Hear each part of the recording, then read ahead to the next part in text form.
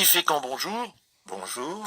Vous êtes écrivain, auteur, vous venez de faire paraître aux éditions Amfortas Le Passant du Soir. Vous êtes né à Barbie, dans les Ardennes, et parmi vos romans, on peut noter Alban en 2016, Plume en 2014, L'Aigle pêcheur, Le ciel des bergers, Le jaseur boréal, et beaucoup d'autres. On ne peut pas tous les citer. Combien de livres Je ne sais pas, mettons une dizaine, mais disons que j'ai changé complètement de genre il y a quelques années quand je suis passé de ce que je vais appeler, pour aller vite, l'essai régionaliste à la littérature de voyage.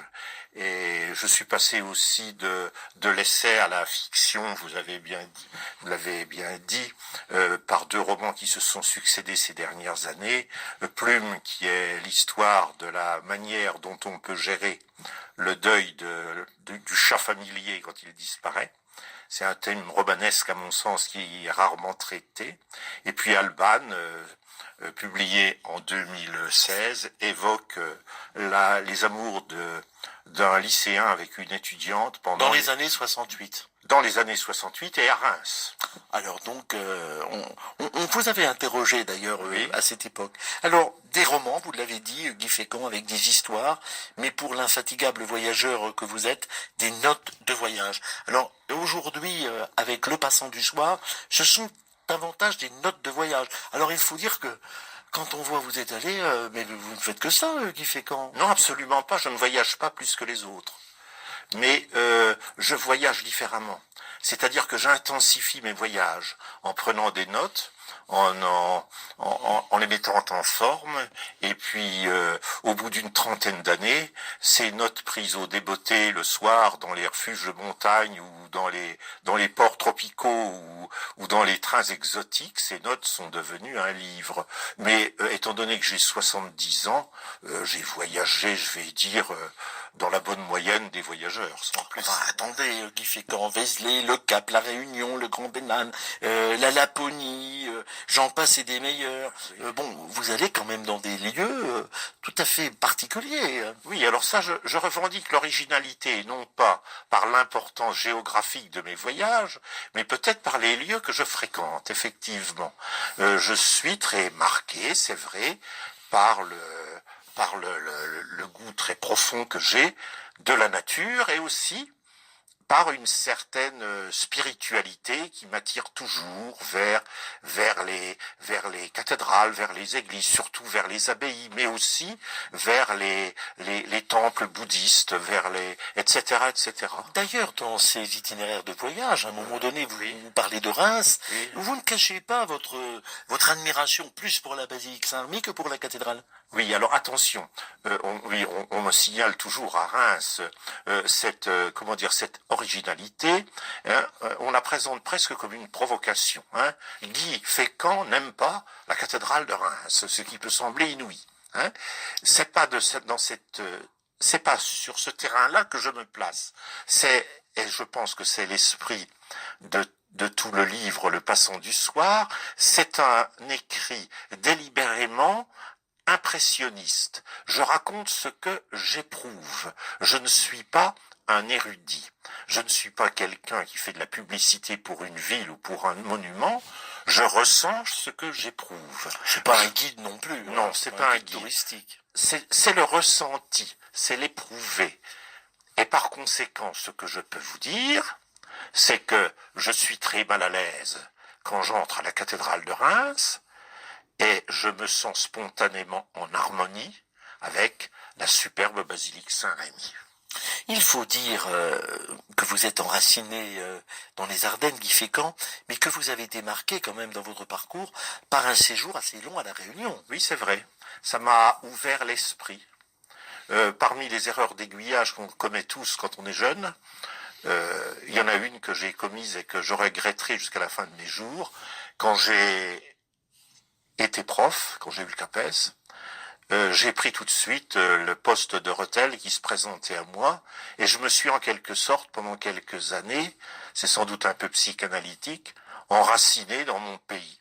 C'était au lycée Verlaine, non? C'est au lycée Verlaine, à C'est Rethel. là que vous avez pu y rencontrer éventuellement Yanni Huro, à un Ben, moment donné. non seulement je l'ai... Attendez, quand Yanni Huro a quitté le lycée Verlaine pour partir à Charleville, il a fait une grande partie de sa carrière au lycée Monge à Charleville, j'ai pris son poste.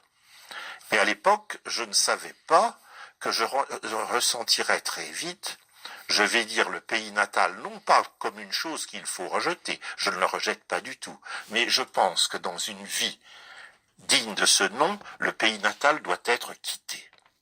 C'est la raison pour laquelle, en 1994, 20 ans après, mais enfin, ça s'est fait tout de même, je suis parti à La Réunion. Pour plusieurs années. Ah oui, oui, bien sûr, oui, oui, j'ai terminé ma carrière à La Réunion. Et donc, du séjour à la Réunion, d'ailleurs, dans ce livre, Le Passant du Soir, il y a quelques photographies qui sont quand même intéressantes. Des excursions aussi, des montées, pas de l'alpinisme, mais enfin, vous montez quand même comme Oui. randonneur. Oui, je suis allé au sommet au Piton des Neiges, à plus de 3000 mètres, oui, 2 fois. J'ai fait le volcan, j'ai fait le Grand Bénard, oui, qui est à près de 3000. Je ne fais pas d'alpinisme, non, mais je fais de la randonnée exigeante et je fréquente des montagnes assez élevées, oui. Quand vous parlez de nature, Guy Fécamp, il y a une certaine unité, parce que même si vous dites quitter la région, vous êtes toujours attaché par le fameux tétralyre Oui. qu'on retrouve du côté des Hauts-Butés dans Oui. ces planets dans ces Oui. plateaux d'Ardennes. Oui. On se souvient des livres précédents. Oui, c'est vrai, oui. Alors je vais vous raconter l'histoire du tétralyre, si vous voulez. Quand j'étais jeune prof, donc j'étais très investi, je vais dire, dans l'activité des associatives locales, et nous faisions avec les élèves, ou parfois simplement pour nous divertir, de grandes randonnées dans le nord des Ardennes, et ce qui m'a amené à rencontrer Maurice François, qui est un Ardennais d'anthologie, Instituteur, instituteur à à Hauts-Butés. Hauts-Butés, oui. Et c'est lui qui m'a initié à la richesse ornithologique du plateau, et donc à l'époque où le tétralyre, le petit coq de bruyère, existait encore dans les Ardennes, nous avons fait des affûts pour voir sa parade nuptiale dans les marais du côté des Hauts-Butés dans les années 70 et 80, et c'est pour moi des souvenirs inoubliables. Oui. Et puis il y a des plantes, vous le dites, enfin qu'on retrouve uniquement et qui rappellent même des pays très nordiques. Hein. Oui, bien sûr, c'est ce qu'on appelle des reliques. Hein, ce sont des reliques glaciaires, ce sont des plantes qui datent de l'époque glaciaire où régnait sur les Ardennes, non pas un glacier quand même, mais une grande toundra qui a régressé ensuite quand le climat s'est réchauffé. Alors il y a la chaleur du volcan à la Réunion, il y a aussi la Laponie. Vous êtes allé en Laponie. Oui, oui, oui, je suis allé en Laponie avec Simone François, qui était justement la femme de Maurice, après le décès de Maurice, et nous sommes montés jusqu'à la maison qu'elle possédait en Laponie avec elle, et nous sommes restés 15 jours dans la région de Lycksele, à l'extrême nord de la Suède, et nous sommes allés jusqu'à Jokkmokk, oui. Comment vous avez organisé toutes ces photographies de voyage? Parce qu'elles ne sont pas forcément chronologiques. Non, oui. Si vous me permettez. Ce ne sont pas des photographies. Oui, ce ne sont pas des photos. Justement, je mets un Vous ne point voulez pas, d'honneur. justement. Je mets un point d'honneur. Vous pouvez employer le terme photographique. Ce n'est pas qu'il soit faux, mais encore faut-il qu'il soit compris comme étant une comparaison, une image. Absolument. Mais justement, parce que j'ai abandonné mon appareil photo quand on est passé de l'argentique au numérique, je vais dire vers les années 90-2000, vous voyez, je ne suis pas passé, je n'ai pas fait la révolution du numérique, et par conséquent, j'ai toujours avec moi. D'ailleurs, vous l'avez dans votre poche, oui, dans ce studio. Je l'ai ici. Vous avez toujours J'ai toujours un carnet Moleskine sur lequel j'écris. Et vous notez... Et je note mes impressions. Vos impressions, c'est bien sûr. C'est ça que je voulais dire. Vos impressions, oui, voilà. Vous les notez au fur et à mesure. Oui. Et quand vous avez écrit ce livre, quand il a fallu réunir toutes ces impressions, comment les avez-vous réunies, puisque ce n'était pas chronologique? Pas tout à fait. Eh bien, il y a un peu chronologique. Oui. Il a suffi que j'ouvre mes tiroirs. Parce que de même qu'on ne regarde jamais les vieilles photos qu'on accumule, ou rarement, de même mes carnets Moleskine, je les écrivais, mais quand ils étaient pleins, je ne les consultais pas systématiquement. Mais quand l'idée m'a été fournie par des lecteurs de mes chroniques sur Facebook qu'il fallait que je fasse un livre, j'ai rassemblé tous mes carnets anciens, j'ai mis les notes un peu en forme, il ne faut pas se le cacher tout de même, mais très très peu. J'ai toujours tenu à ce qu'elles gardent, je dirais, la vivacité de l'instant, vous comprenez ? Alors, il y a des itinéraires qui peuvent aller, bien sûr, à l'intérieur de l'Hexagone. Hein. Oui. Ça peut être Mende, Carcassonne, Oui. le sud de la France. Oui. Ça peut être aussi donc l'Afrique du Sud. Quelle impression vous avez vous-même de l'Afrique du Sud ? C'est un pays difficile à définir très rapidement. Je dirais un tiers d'Europe, un tiers d'Afrique et un tiers d'Amérique. C'est un peu ça. Par les paysages.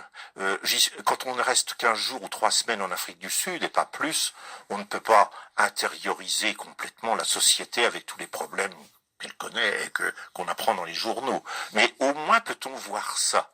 Je répète, un tiers d'Europe, un tiers d'Afrique, un tiers d'Amérique.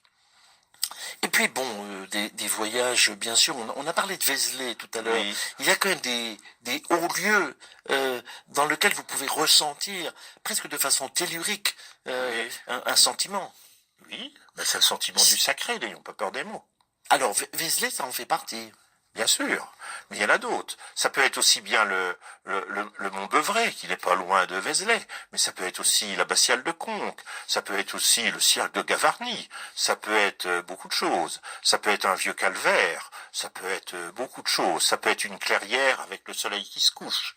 C'est le sentiment du sacré. Je suis très très sensible. Je dirais que j'ai l'oreille absolue dans le domaine du sacré. Je crois. Un diapason, et puis vous sentez que c'est une note. Oui, voilà, c'est ça. C'est une tonalité. Oui. Alors évidemment, il y a quand même aussi les Ardennes. Hein. Vous parlez de promenade, de trek dans les Ardennes, du côté de Warcq, du Clavier-Warby, de Saint-Marcel. Mais je parle même de Rethel. Vous parlez de Rethel, évidemment. Bien sûr. Oui. Alors, de tout cela, vous faites un livre, mais est-ce que vous avez en préparation un autre roman ou quelque chose qui changerait un petit peu de ces impressions que vous nous donnez aujourd'hui ? Oh, je vais dire, pour employer un terme un peu moderne, que je suis en stand-by, parce que moi, si vous voulez, je ne suis pas, contrairement à ce qu'on croit, un écrivain professionnel. Je ne suis pas quelqu'un qui écrit des livres de manière permanente, vous voyez, avec des programmes préétablis, avec des règles de vie précises, etc. Pour moi, l'écriture d'un livre me demande beaucoup d'efforts, que je consens à fournir pendant 6 mois ou 1 an, quand on intègre à la fois la rédaction, mais aussi la correction des épreuves, et puis la promotion du livre une fois qu'il est sorti. Mais une fois que c'est fait, et pour le passant du soir, la sortie date seulement du mois de décembre dernier, je me laisse une période de liberté, si vous voulez. Vous comprenez ? J'en suis un peu là. Je pourrais vous citer une expression du plus grand écrivain voyageur français du XXe siècle, qui est Nicolas Bouvier. Le monde me traverse comme de l'eau. Pour l'instant, j'en suis là. Je verrai l'hiver prochain.